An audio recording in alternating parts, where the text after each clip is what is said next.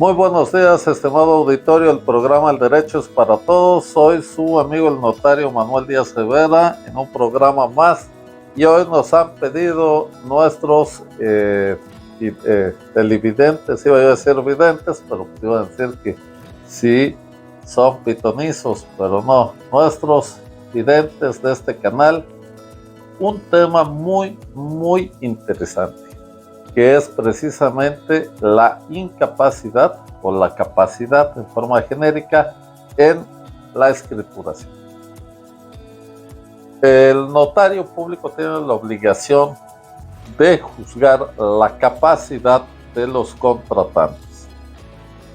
Y este es un problema muy serio, porque hay varios tipos de capacidades.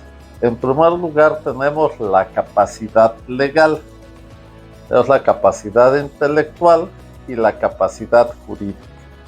Vamos a desglosar cada una de estas y vamos a ir haciendo las recomendaciones acostumbradas.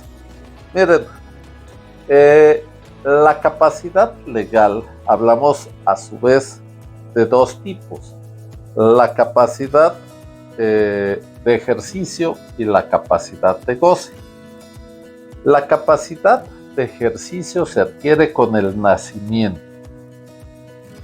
¿Cómo acreditamos la existencia de un individuo? Con su acta de nacimiento, que también nos sirve para acreditar nacionalidad y para acreditar edad. La capacidad de goce se adquiere con el nacimiento. La capacidad de ejercicio se adquiere con la mayoría de edad. Hay una regla genérica para la mayoría de edad, pero no es la única, que son los 18 años. Hay excepciones a esa mayoría de edad, que es, por ejemplo, el testamento. En el testamento, un mayor de edad es un mayor de 16 años. O, por ejemplo, la adopción. Para adoptar, mi mayor edad la alcanzo a los 27 años. Entonces esas son reglas especiales, pero la genérica es de 18 años. A los 18 años adquirimos la capacidad de ejercicio. Antes de los 18, lo que quiere decir es que podemos ser representados, podemos ejercer el comercio, ser socios o asociados, comprar y vender, pero lo tenemos que hacer a través de nuestros representantes. Y de eso se trata el programa de hoy y de otras muchas cosas. El menor de edad, ¿quién lo representa? Lo representan sus padres, sus progenitores, que son los representantes legítimos. ¿Cómo se acredita? Con la partida de nacimiento. ¿Qué pueden hacer los padres por el menor? Pueden representarlos en todo tipo de litigio, pero no tienen actos de dominio, pues no pueden llegar a pactar una transacción en un juicio, no pueden vender los bienes del menor. Si tuvieran que vender un bien, tienen que acudir ante el juez y pedir la autorización especial de venta. El juez la va a autorizar si es que se justifica la necesidad de la venta y tiene, de acuerdo con la ley, que vigilar la aplicación de esos recursos. Hay que acreditarle la necesidad, puede ser por salud, por educación, por lo que ustedes quieran. Y hay que acreditar el valor, ¿cómo? Pues a través de avalúos que hagan peritos especialistas en la materia. Y va a autorizar un precio mínimo de venta. ¿Qué pasa cuando el representante legítimo, o sea, los progenitores y el menor, hay un conflicto de intereses? Vamos a pensar que los dos son herederos en la misma sucesión. Hay que acudir ante el juez para que nombre un tutor y ese tutor represente al menor. Pues hay que tener mucho cuidado con estos temas de acuerdo a la situación que sea. Bien, ¿qué pasa si es un capital importante y no confiamos tanto en el tutor? Se nombra un curador que va a vigilar las cuentas de la tutela. Bien, Eh, pero ¿qué pasa con esa capacidad de goce, de ejercicio que adquirimos a los 18 años? Dejamos de necesitar representantes, pero pudiera ser que esa capacidad de ejercicio se pierda, aparte de la muerte, claro, porque con la muerte, como ya hemos dicho en otros programas, dejamos de ser personas jurídicas y pasamos a hacer cosas jurídicas, esto es, con un destino específico que determina la ley. Pero, ¿cuándo se puede perder la capacidad de ejercicio? Bueno, cuando en una sanción la autoridad limita esos derechos. Por ejemplo, una persona que fue servidor público y que no entregó buenas cuentas, la Contraloría puede ejercitar una acción en contra de esa persona y dentro de ese procedimiento sancionarlo para que no ocupe cargos públicos en un periodo de tiempo determinado. Pero también puede ser el caso de personas que han sido juzgadas y sentenciadas por sentencia firme en delitos, por ejemplo, patrimoniales. Entonces, en la sentencia le limitan sus derechos civiles. Entonces no puede votar, no puede ser votado, no puede ejercitar actos civiles, etc. Todo esto tiene que ser juzgado por el notario, ¿vale? Y eso de alguna manera no es complicado. Las complicaciones vienen cuando tenemos que juzgar otro tipo de capacidad, que es la intelectual. Pues la capacidad jurídica, por ejemplo, antes, es si tiene el alcance para hacer un acto jurídico.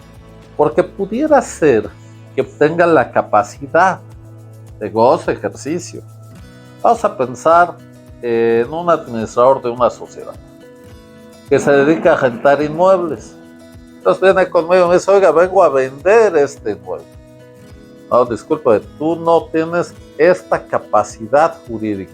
Tu capacidad jurídica llega hasta administrar. No puedes ejercer actos de dominio. Entonces, aunque tenga su capacidad legal completa, no tiene su capacidad jurídica completa. Okay. Y eso también es un tema técnico que deriva de las facultades con las que está investido. Puede ser una representación orgánica, una representación legal, etc. El problema se complica y que es básicamente el tema de hoy, es la capacidad intelectual. ¿Cómo juzgamos los notarios la capacidad intelectual de un contratante si no soy médico especialista en la multifuncionalidad del organismo? ¿Qué hacemos los notarios en la práctica para determinar si una persona es capaz o no?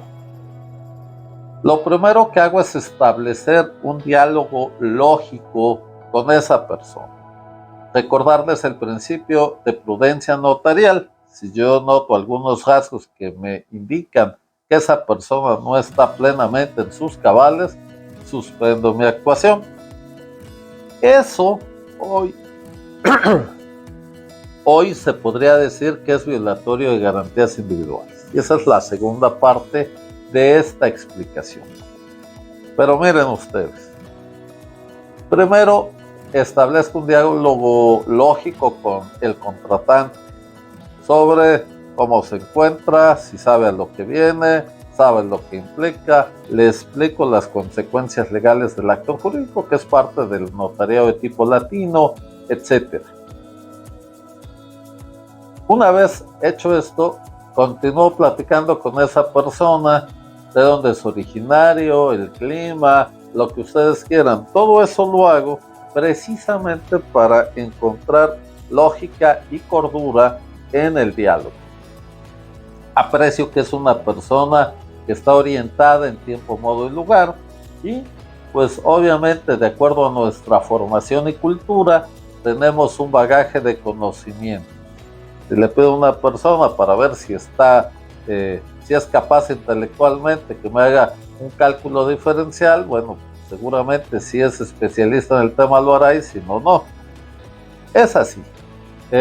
Una vez que determinamos esta capacidad intelectual, entonces declaramos bajo protesta de ser verdad, pues que no tengo conocimiento de que tenga limitada su capacidad, sus derechos civiles, su capacidad de ejercicio, que no está limitado por sentencia, etc.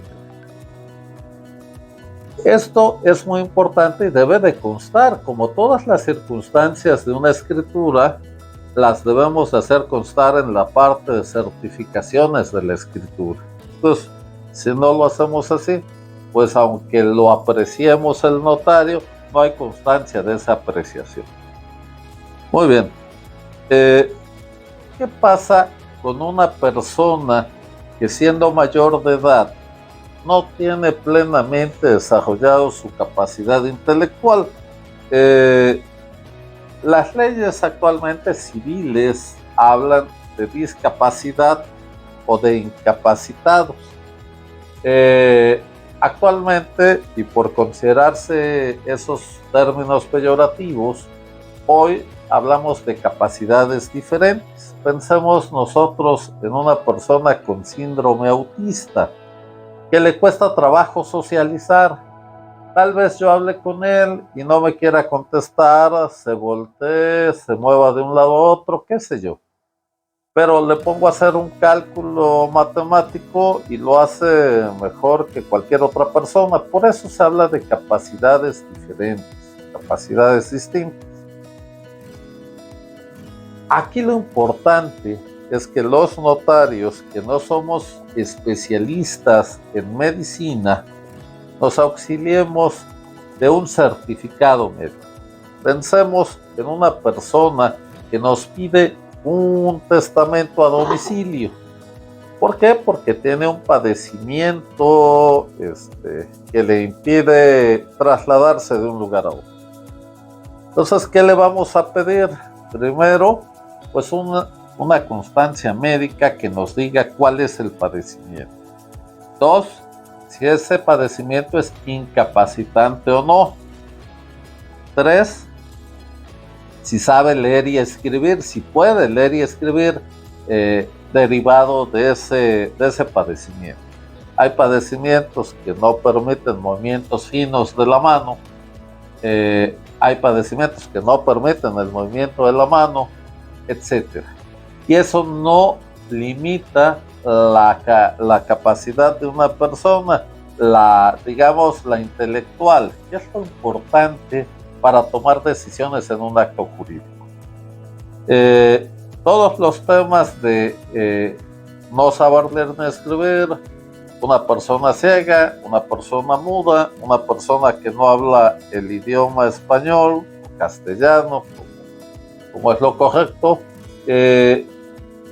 hay la ley, en la ley hay las opciones para resolver esos temas de cada circunstancia, que no es el tema de hoy. El tema de hoy es la capacidad en los actos jurídicos.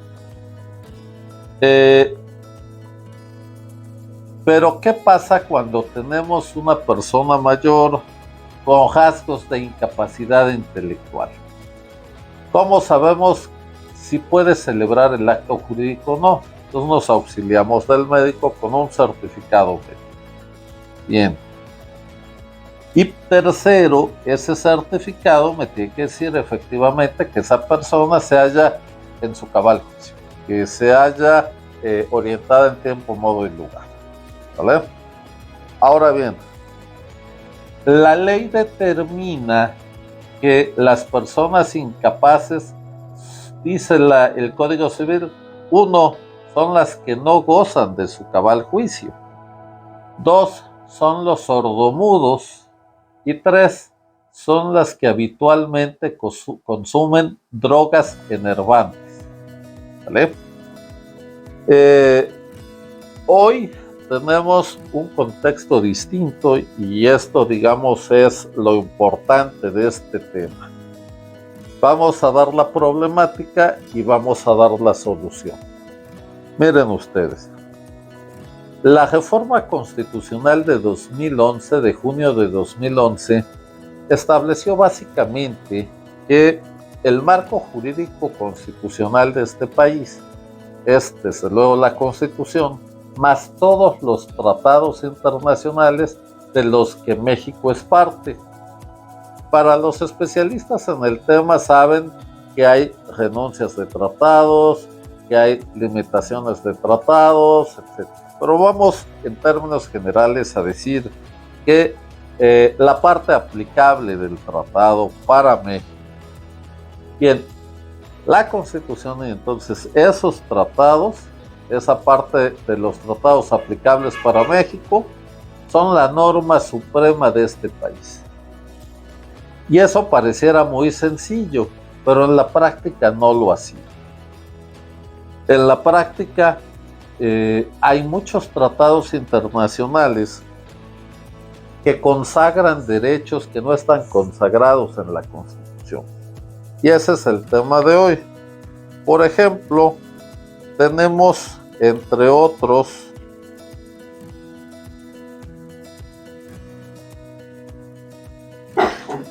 un tratado internacional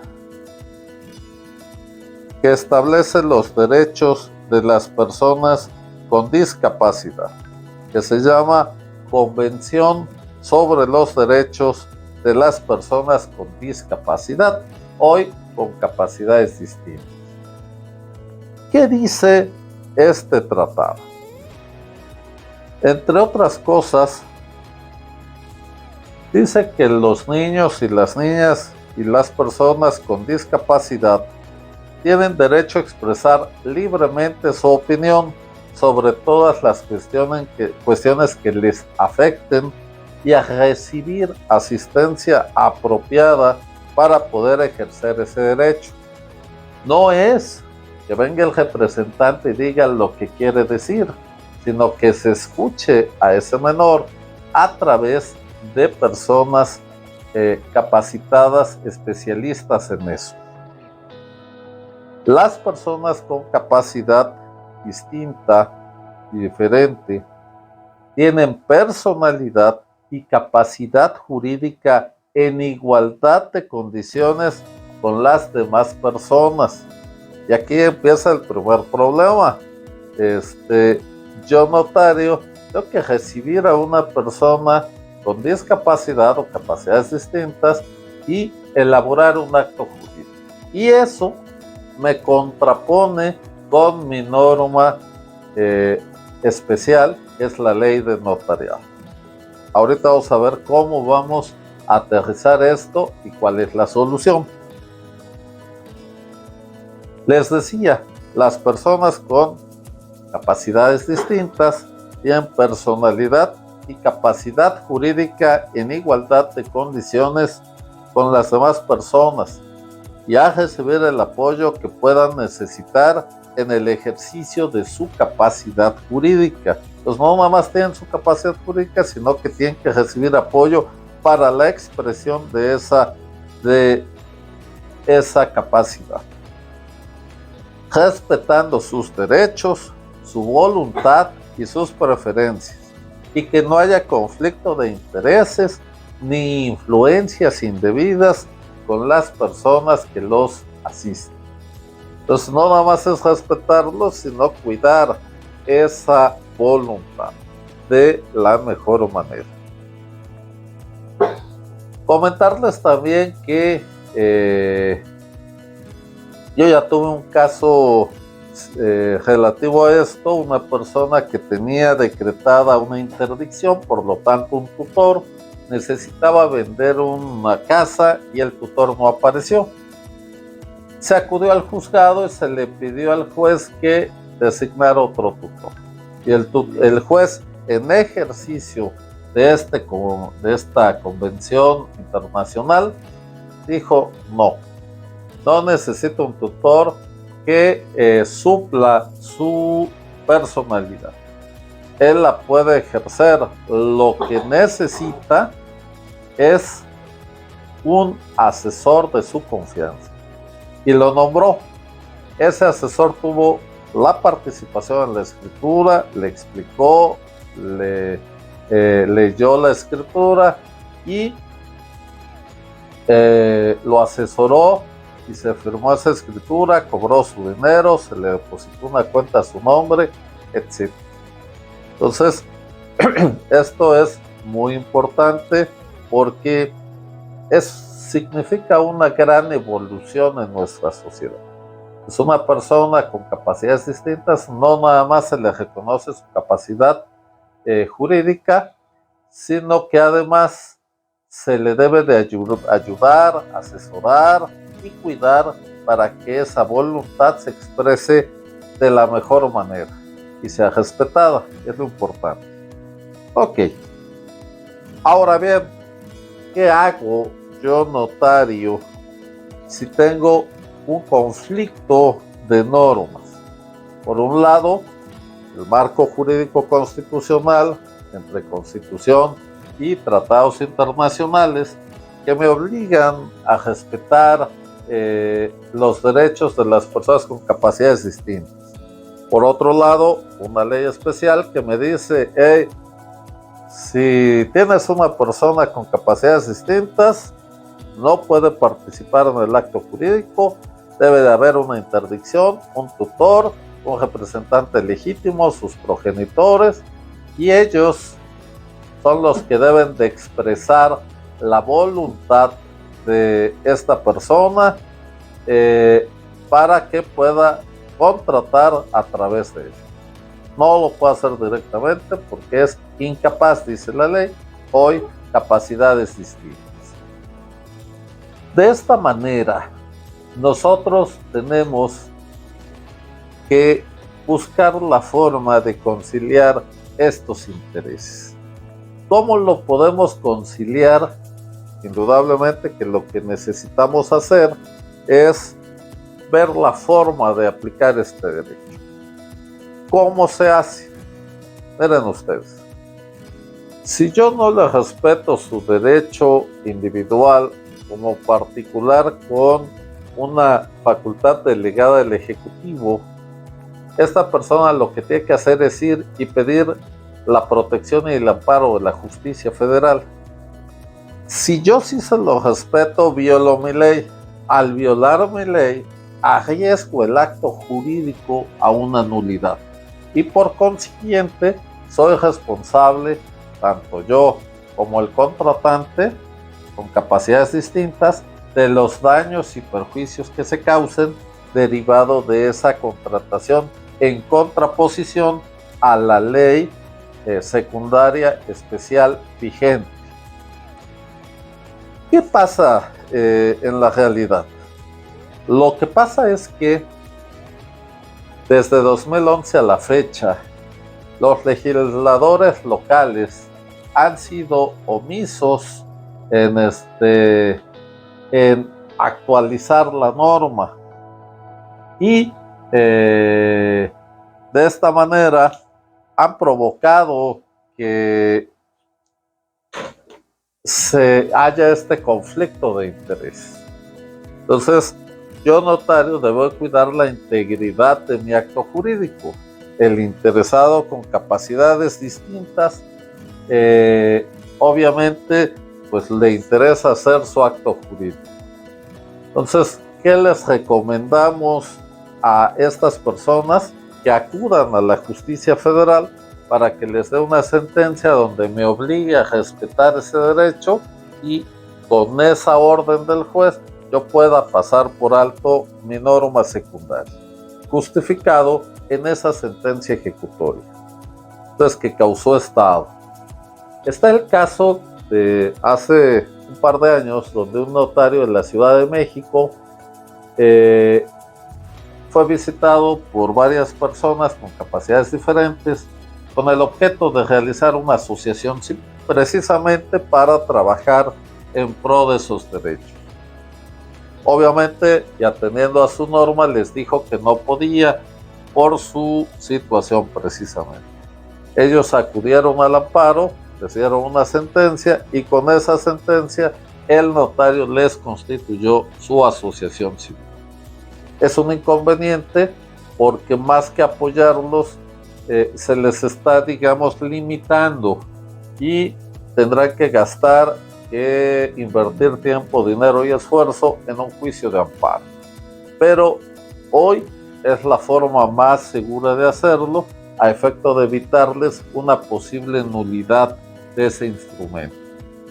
De manera tal que lo que hay que hacer es abonar para que nuestros legisladores locales actualicen estas legislaciones secundarias especiales, como la ley de notariado, el Código Civil y el Código de Procedimientos Civiles, para que pueda hacerse realidad un derecho consagrado constitucionalmente desde 2011. Pero bueno, esta es la situación que tenemos hoy en día. Estimado auditorio, seguramente tendrán muchas dudas y preguntas sobre este tema.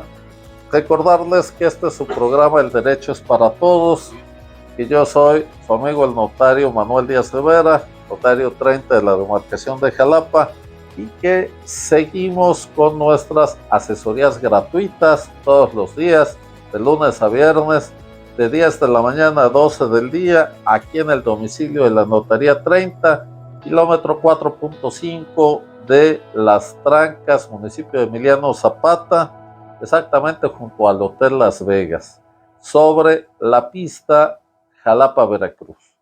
Estamos a sus órdenes aquí, estamos también a sus órdenes en el WhatsApp para nuestro auditorio que nos escucha fuera de la ciudad de Jalapa y del municipio de Emiliano Zapata, 2281 3808 54, 2281 3808 54. Dudas, preguntas, aclaraciones, asesoría, si no es muy larga, con mucho gusto ahí se las estamos respondiendo.